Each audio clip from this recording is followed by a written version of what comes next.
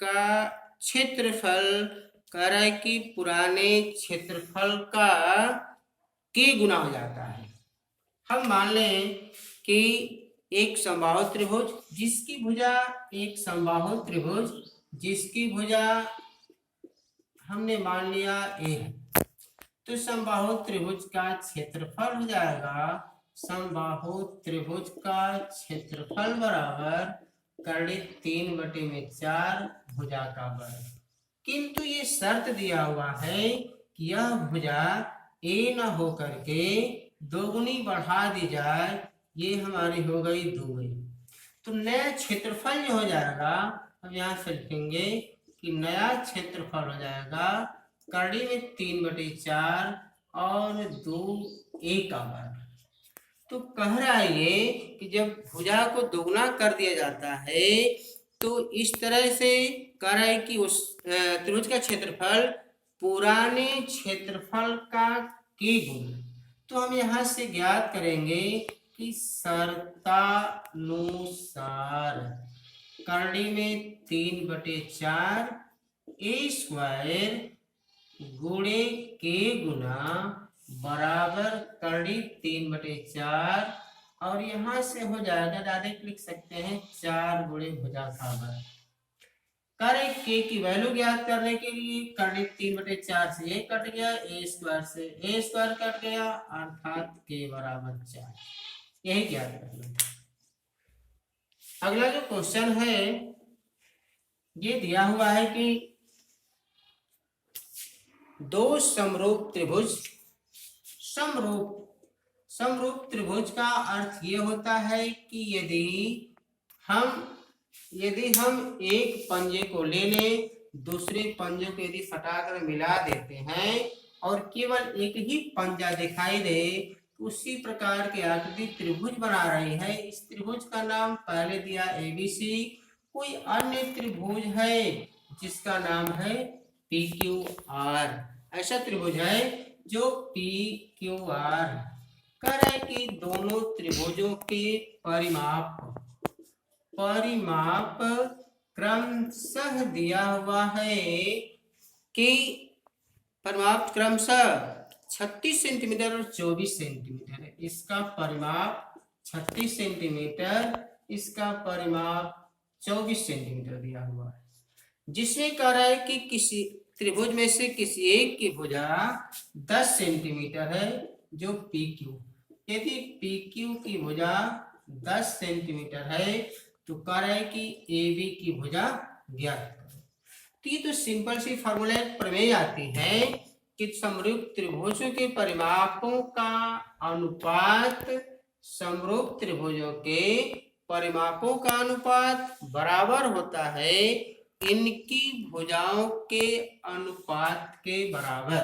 अर्थात हम लिख सकते हैं यहाँ से कि 36/24 बराबर AB की वैल्यू हमें पता नहीं है, PQ की वैल्यू 10 है, अर्थात यहाँ से लिख दें 36 गुणे 10/24 बराबर AB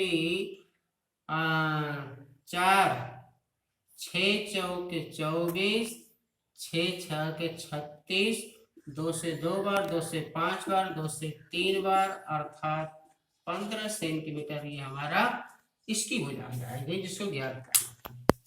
अब नेक्स्ट क्वेश्चन इसी टाइप का दिया हुआ है कि यदि किसी त्रिभुज की भुजाएं 3 सेंटीमीटर 4 सेंटीमीटर और 5 सेंटीमीटर है, त्रिभुज की भुजाएं 3 सेंटीमीटर 4 सेंटीमीटर और 5 सेंटीमीटर। सबसे पहला कदम हमें ये ध्यान देना है यदि त्रिभुज की भुजाएं दी गई है तो सबसे पहले हम ध्यान देते हैं कि त्रिभुज हमारा किस आकृति का है। तो एक बार नजर घुमाते हैं कि यह कहीं समकोण त्रिभुज तो नहीं रहा। तो हमें लग रहा है कि 3 का वर्ग 4 का वर्ग बराबर है क्या 5 के वर्ग के। तो यहाँ से आएगा 9 + 16 बराबर 25, 16 25 अर्थात ये हमारा जो है समकोण त्रिभुज रहा। जब समकोण त्रिभुज रहा तो ये कह रहा है कि इस प्रकार की एक त्रिभुज की भुजा दी गई है और इस त्रिभुज की भुजाओं के मध्य बिंदुओं को मिलाने से बने त्रिभुज का क्षेत्रफल। तो हमने बना लिया, यह त्रिभुज एक है जो समकोण त्रिभुज है। समकोण त्रिभुज की भुजाएं दी गई हैं 3, 4 और 5। कह रहे हैं कि इनकी मध्य बिंदुओं से मिलाने वाली आकृति, जब इनकी मध्य बिंदुओं से मिलाने वाली आकृति को मिला देंगे तो एक नया आकृति बनेगी जिसमें बनेगा 4 त्रिभुज। 1, 2, 3 और 4 त्रिभुज बन रहा है। जब 4 त्रिभुज बन रहा है तो हम देख रहे हैं कि जो भुजाओं का मध्य बिंदु है तो सभी भुजाओं का ही मध्य बिंदु होगा।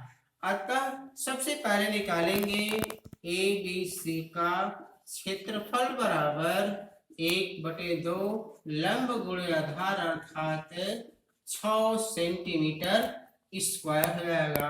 अब बहुत सिंपल सी बात हमें ज्ञात करना है कि पूछ रहा है कि इनमें से जो त्रिभुज बन रहे हैं इनका क्षेत्रफल ज्ञात करो। मान लेते हैं त्रिभुज बना पी क्यू आर, तो पी क्यू आर का क्षेत्रफल ज्ञात करने के लिए हम डायरेक्ट यहीं से लिख सकते हैं 6/4। ऐसा क्यों?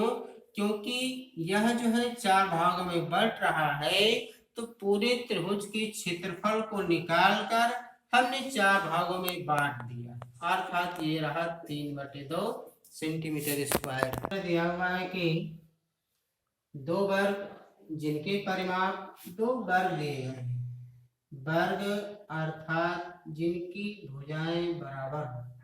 2 वर्ग दिए गए हैं जिनकी भुजाएं अर्थात दी गई है, वर्ग की भुजाएं नहीं बल्कि परिमाप दिया हुआ है। जो वर्गों के परिमाप 24 सेंटीमीटर और 32 सेंटीमीटर है।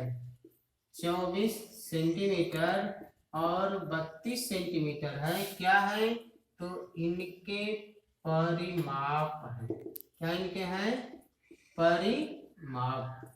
दोनों के परिमाप दिए हुए हैं तो कह रहा है कि दोनों वर्गों के क्षेत्रफल को मिला देने से जो नई क्षेत्रफल बन रहा है, जो आकृति का, उस आकृति की परिमाप कितनी होगी ये पूछ रहा है कि अब बताइए। तो सबसे पहले निकालेंगे पहले वर्ग की भुजा। पहले वर्ग की भुजा बराबर करड़ी में 24, भुजा बराबर 24/4, दूसरे वर्ग की भुजा बराबर 24/4, अर्थात यहाँ से हो जाएगा, ये पहला रहा, ये रहा दूसरा, अर्थात 4 से 6, 4/32, अर्थात ये रहा 8 सेंटीमीटर, ये रहा 6 सेंटीमीटर। दोनों के जब क्षेत्रफल निकालेंगे, क्षेत्रफल 6 का वर्ग और यहाँ से हो जाएगा 8 का वर्ग, तो यहाँ से हो जाएगा 36 + 64, अर्थात हुआ 100 सेंटीमीटर स्क्वायर। दोनों के क्षेत्रफल को हमने सम्मिलित कर लिया। अब कह रहे हैं कि वर्ग जो बना है इसका परिमाप निकालो, तो पहले निकालेंगे भुजा। तो भुजा हो जाएगी, अर्थात भुजा बराबर करड़ी में 100, करड़ी में 100 बराबर 10 सेंटीमीटर। जो नए आकृति बनी है उस आकृति की भुजा है। तो पूछ रहा है इसका परिमाप, तो परिमाप बराबर 4 गुणे भुजा बराबर 40 सेंटीमीटर। यही उत्तर हमारे, यही पूछा। अगला नेक्स्ट क्वेश्चन इसी तरह दिया हुआ है कि अगला क्वेश्चन दिया हुआ है कि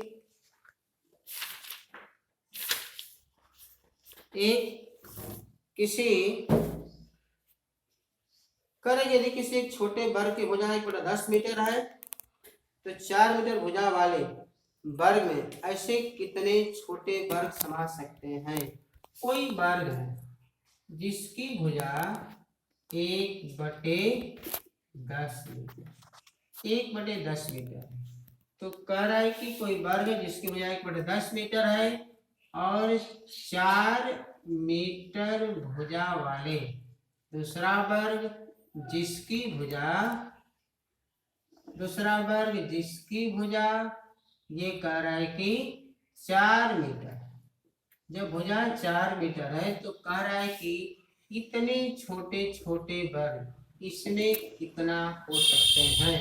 तो हम पहले निकालेंगे बड़े वर्ग का क्षेत्रफल, अर्थात बड़े वर्ग का क्षेत्रफल बराबर 4 गुणे 4 अर्थात 16 मीटर स्क्वायर है। ठीक, चूंकि छोटे वर्ग का क्षेत्रफल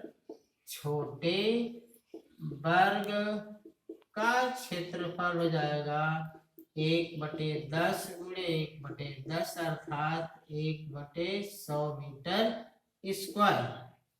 अब कह रहा है कि हम मान लें कि n वर्ग आ सकते हैं, तो 1/100 गुणे n जो होगा बड़े वर्ग के क्षेत्रफल के बराबर, अर्थात n बराबर 16 गुणे 100/1 बराबर 1600 वर्ग हो सकते हैं। ठीक।